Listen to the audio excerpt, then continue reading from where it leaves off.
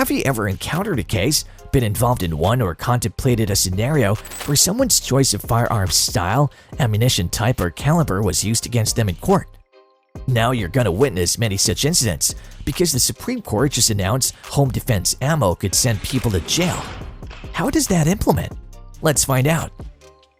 There have been instances where prosecutors and judges have criticized individuals for carrying ammunition that expands upon impact, such as hollow points commonly used by law enforcement. Conversely, ammunition that doesn't expand upon impact, like military-grade rounds, has also been questioned in court. This demonstrates the legal system's limited understanding of firearms and ammunition. The lack of gun knowledge among legal professionals can lead to surprising outcomes. Defense attorneys sometimes must anticipate and address these misconceptions during the trial, creating challenges. Particularly in urban areas where judges and prosecutors might lack familiarity with firearms, cases can take unexpected turns due to these misconceptions. For example, in New Jersey, there is a prohibition on using expanding ammunition outside the home, which underscores the complexity of firearm laws. However, the broader issue remains the potential misinterpretation of firearm choices in court. So one thing is clear that now, in the light of Supreme Court's ruling, your home defense ammo could send you to jail. To illustrate, the choice of caliber plays a significant role in self-defense cases. Mainstream self-defense calibers like 9mm, .22, .380, and .38 special cover most cases. However, there's a risk of misrepresentation if one venture into less common calibers, such as the 10mm, which a prosecutor could misconstrue as an overkill choice for urban self-defense. An ambitious prosecutor might exploit less expected choices like the 10mm by associating them with specialized purposes such as bare defense. While not suggesting that 10mm is inherently outlandish, it highlights the potential for misinterpretation. Similarly, while owning a firearm like the .500 Smith & Wesson isn't discouraged, its use in self-defense requires careful consideration. The immense energy of such rounds raises concerns of over-penetration, posing risks to bystanders. The foreseeability of these consequences could be pointed out in court even if the intent was solely self-defense. Ideally, one would want their chosen firearm and ammunition to align with commonly accepted self-defense standards, minimizing variables that could be exploited by opposing legal teams. However, individual preferences and needs can limit the practicality of adhering strictly to this ideal. Ultimately, having a knowledgeable defense attorney is crucial in navigating these complexities. An attorney well-versed in firearms can effectively counter misconceptions and address legal challenges regarding firearm and ammunition choices. While personal firearm preferences shouldn't be stifled, a balanced approach between legal expertise and firearm selection can help ensure a solid legal standing in self-defense cases. Continuing from the previous discussion, the justices of the Supreme Court have captured attention with their recent ruling on California's gun laws. This ruling, announced not long ago, has notably impacted various aspects of society. The prevailing feeling in the air is a mix of anticipation and tension as people await a landmark judgment that could reshape the boundaries and freedoms associated with gun ownership. The focal point of this groundbreaking shift is the case of Roddy versus Banta, a legal clash that embodies intricate legal principles, urgent concerns for public safety, and a complex interplay of historical contexts.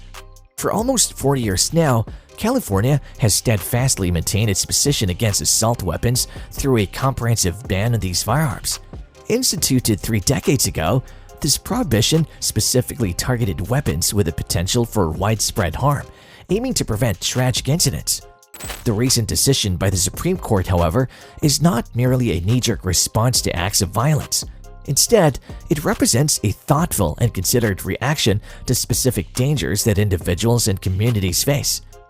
One point of contention in this matter centers around firearm accessories known as braces. An estimated 10 to 40 million of these items are circulating, sparking intense debates about regulatory measures. Rather than a hasty capitulation to authority, the Supreme Court's position on these regulations is grounded in careful legal analysis.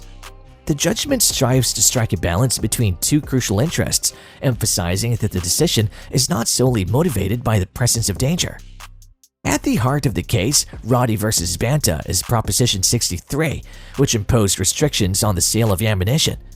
An influential player in the legal arena, the CRPA, argues that these restrictions infringe upon constitutional rights.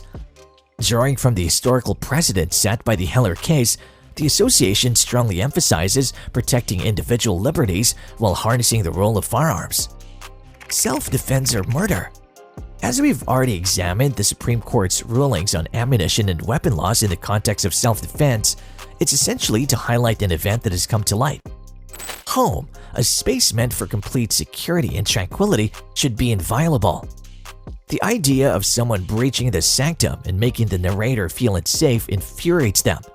On the evening of February 22nd, around 8:30 p.m., law enforcement received a distressing call regarding a fatal shooting incident at a residence on 25th Avenue South. The lifeless body of a 30-year-old man, Martin Lee Johnson, was discovered lying in the snow, face down. It was revealed that Johnson had met his demise after breaking into a detached garage on the property. The female homeowner, faced with an unsettling intrusion, recounted her actions to the investigating detectives. Using a handgun, she discharged 4 warning shots into the air to deter the intruder. However, as Johnson continued to advance and seemingly reach for something concealed in his waistband, she resorted to using a rifle, ultimately leading to his demise. While one sentiment regarding the matter might lean toward justification, it is crucial to acknowledge the fine line between personal convictions and legal implications.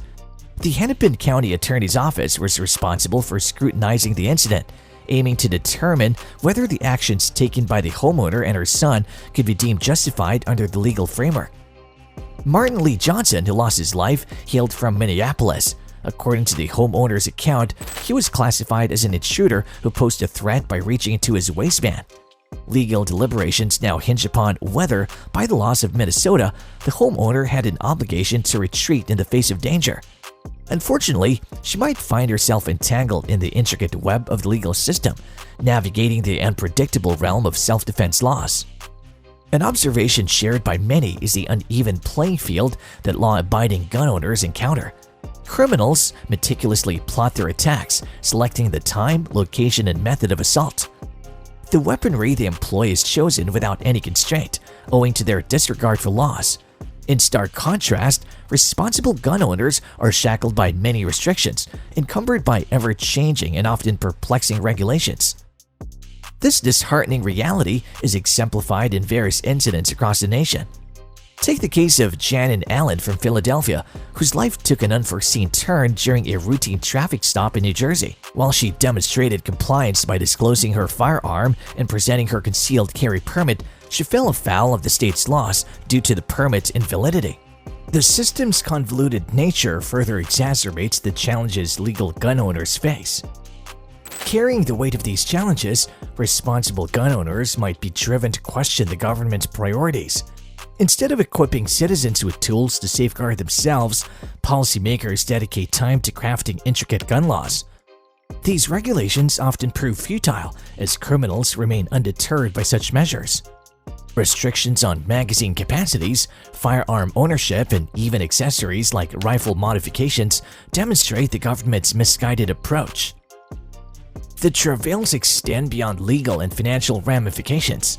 In the harrowing scenario of employing a firearm for self-defense, lawful gun owners could grapple with potential legal repercussions and the emotional toll of having taken a life. The situation's complexity is amplified by the lack of unequivocal clarity in assessing the threat level posed by an intruder. Minnesota, for instance, does not employ a stand your ground law. However, it does abide by the castle doctrine, permitting self-defense within one's domicile.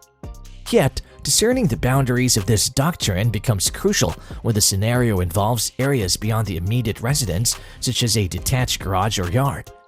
Essential questions revolve around the perceived threat and the proportionality of force employed. Intriguingly, even triumphing over criminal charges does not necessarily guarantee respite.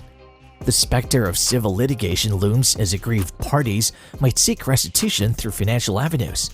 Skeptical of the homeowner's narrative, some demand unambiguous presentation of evidence, including potential surveillance footage. The clamor for accountability can extend to demands for murder charges, illustrating the complexities that arise when the line between defender and assailant blurs. It's crucial to note that advocating for the right to defend oneself does not entail an unrestricted license to use lethal force against any trespasser.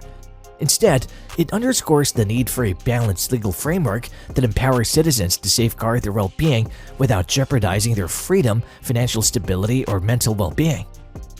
Recognizing the myriad challenges confronting responsible gun owners, initiatives such as the United States Concealed Carry Association or USCCA offer comprehensive solutions.